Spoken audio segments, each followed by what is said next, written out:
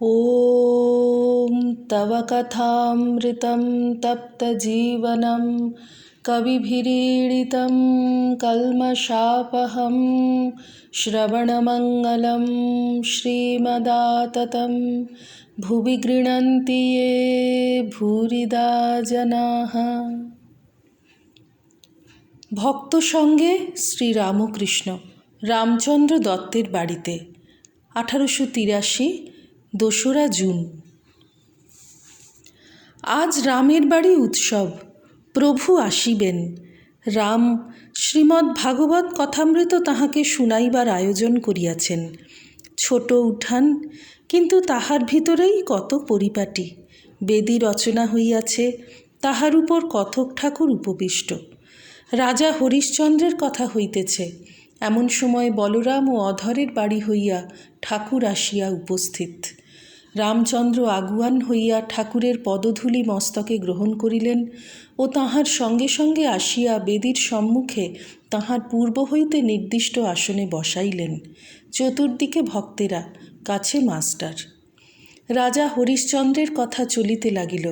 বিশ্বামিত্র বলিলেন, মহারাজ, আমাকে শশাগোরা পৃথিবী দান করিয়াছ, অতএব ইহার ভিতর তোমার স্থান নাই। তবে কাশীধামে তুমি থাকিতে পারো, সে মহাদেবের স্থান। চলো, তোমাকে তোমার সহধর্মিণী শৈব্যা ও তোমার পুত্র সহিত সেখানে পৌঁছাইয়া দিই। সেখানে গিয়া তুমি দক্ষিণা জোগাড় করিয়া দিবে। এই বলিয়া রাজাকে লইয়া ভগবান বিশ্বামিত্র কাশীধাম অভিমুখে যাত্রা করিলেন। কাশীতে পৌঁছিয়া সকলে বিশ্বেশ্বর দর্শন করিলেন। বিশ্বেশ্বর দর্শন কথা হইবা মাত্র ঠাকুর একেবারে ভাবাবিষ্ট। শিব শিব এই কথা অস্পষ্ট উচ্চারণ করিতেছেন। রাজা হরিশ্চন্দ্র দক্ষিণা দিতে পারিলেন না। কাজে কাজেই শৈব্যাকে বিক্রয় করিলেন। পুত্র রহিতাস্য শৈব্যার সঙ্গে রহিলেন। কথক ঠাকুর শৈব্যার প্রভু ব্রাহ্মণের বাড়ি রহিতাস্যের পুষ্পচয়ন কথা ও সর্পদংশন কথাও বলিলেন। সেই তমসাচ্ছন্ন কালরাত্রে সন্তানের মৃত্যু হইল। সৎকার করিবার কেহ নাই। বৃদ্ধ ব্রাহ্মণ প্রভু শয্যা ত্যাগ করিয়া উঠিলেন না। শৈব্যা একাকী পুত্রের শবদেহ ক্রোড়ে করিয়া শ্মশানাভিমুখে আসিতে লাগিলেন। মাঝে মাঝে মেঘগর্জন ও অশনিপাত, নিবিড় অন্ধকার যেন বিদীর্ণ করিয়া এক একবার বিদ্যুৎ খেলিতেছিল। শৈব্যা ভয়াকুলা শোকাকুলা রোদন করিতে করিতে আসিতেছেন। হরিশ্চন্দ্র দক্ষিণার টাকা সমস্ত হয় নাই বলিয়া চণ্ডালের কাছে নিজেকে বিক্রয় করিয়াছেন। তিনি শ্মশানে চণ্ডাল হইয়া বসিয়া আছেন। কড়ি লইয়া সৎকার কার্য সম্পাদন করিবেন। কত শবদেহ জ্বলিতেছে, কত ভস্মাবশেষ হইয়াছে। সেই অন্ধকার রজনীতে শ্মশান কি ভয়ঙ্কর হইয়াছে। শৈব্যা সেই স্থানে আসিয়া রোদন করিতেছেন। সে ক্রন্দন বর্ণনা শুনিলে কার না হৃদয় বিদীর্ণ হয়, কোন দেহধারী জীবের হৃদয় বিগলিত না হয়। সমবেত শ্রোতাগণ হাহাকার করিয়া কাঁদিতেছেন। ঠাকুর কি করিতেছেন? স্থির হইয়া শুনিতেছেন, একেবারে স্থির। একবার মাত্র চক্ষের কোণে একটি বারিবিন্দু উদ্গত হইল, সেইটি মুছিয়া ফেলিলেন। অস্থির হইয়া হাহাকার করিলেন না কেন? শেষে বিশ্বামিত্রের আগমন, রহিতাস্যের জীবনদান, সকলের বিশ্বেশ্বর দর্শন ও হরিশ্চন্দ্রের পুনরায় রাজ্যপ্রাপ্তি বর্ণনা করিয়া কথক ঠাকুর কথা সাঙ্গ করিলেন। ঠাকুর বেদীর সম্মুখে বসিয়া অনেকক্ষণ হরিকথা শ্রবণ করিলেন। কথা সাঙ্গ হইলে তিনি বাহিরের ঘরে গিয়া বসিলেন। চতুর্দিকে ভক্তমণ্ডলী, কথক ঠাকুরও কাছে আসিয়া বসিলেন। ঠাকুর কথককে বলিতেছেন, কিছু উদ্ধব সংবাদ বলো। কথক বলিলেন, যখন উদ্ধব শ্রী বৃন্দাবনে আগমন করিলেন, রাখালগণ ও ব্রজগোপীগণ তাহাকে দর্শন করিবার জন্য ব্যাকুল হইয়া ছুটিয়া আসিলেন। সকলেই জিজ্ঞাসা করিলেন, শ্রীকৃষ্ণ কেমন আছেন? তিনি কি আমাদের ভুলে গেছেন? তিনি কি আমাদের নাম করেন? এই বলিয়া কেহ কাঁদিতে লাগিলেন, কেহ কেহ তাহাকে লইয়া বৃন্দাবনের নানা স্থান দেখাইতে লাগিলেন ও বলিতে লাগিলেন, এই স্থানে শ্রীকৃষ্ণ গোবর্ধন ধারণ করিয়াছিলেন, এখানে ধেনুকাসুর বধ, এখানে শকটাসুর বধ করিয়াছিলেন, এই মাঠে গরু চড়াইতেন, এই যমুনা পুলিনে তিনি বিহার করিতেন, এখানে রাখালদের লইয়া ক্রীড়া করিতেন, এই সকল কুঞ্জে গোপীদের সহিত আলাপ করিতেন। উদ্ধব বলিলেন, আপনারা কৃষ্ণের জন্য অত কাতর হইতেছেন কেন?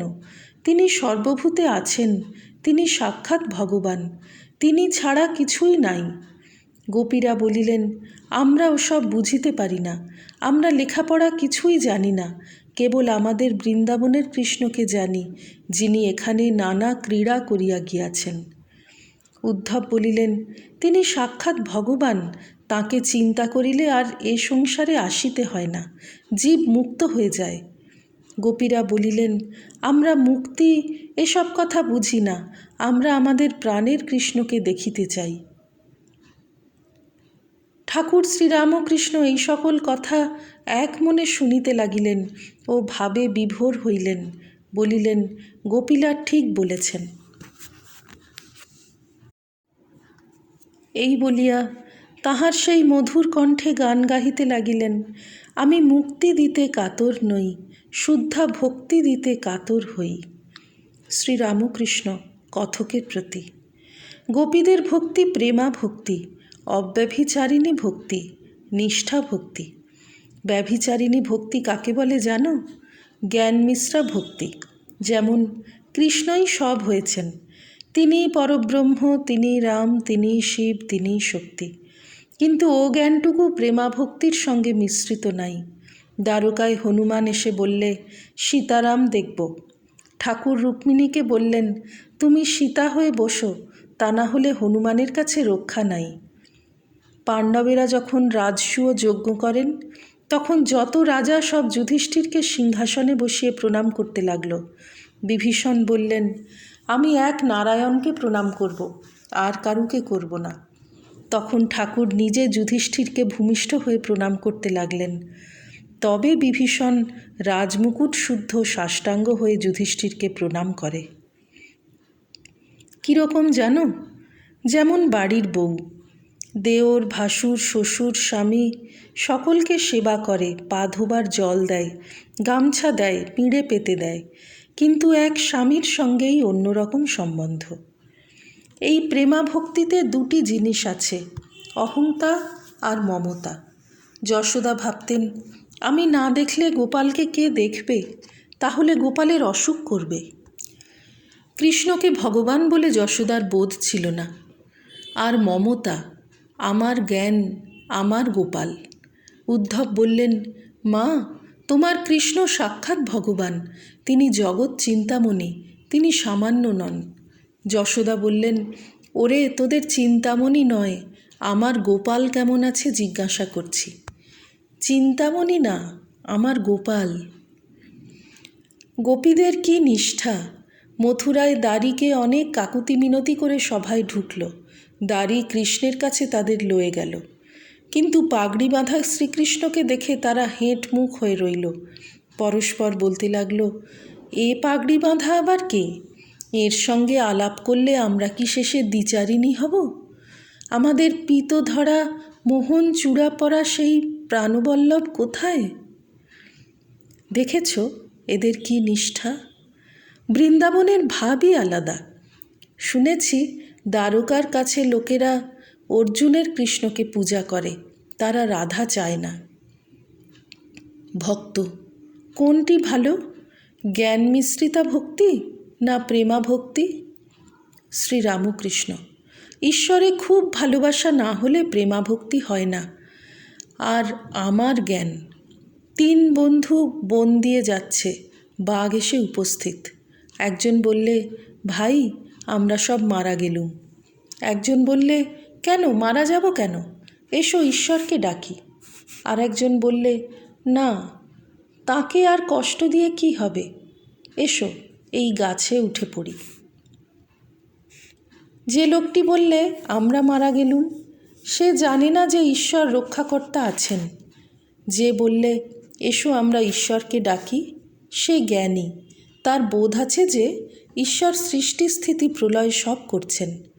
আর যে বললে তাকে কষ্ট দিয়ে কি হবে, এসো গাছে উঠি, তার ভিতরে প্রেম জন্মেছে, ভালোবাসা জন্মেছে।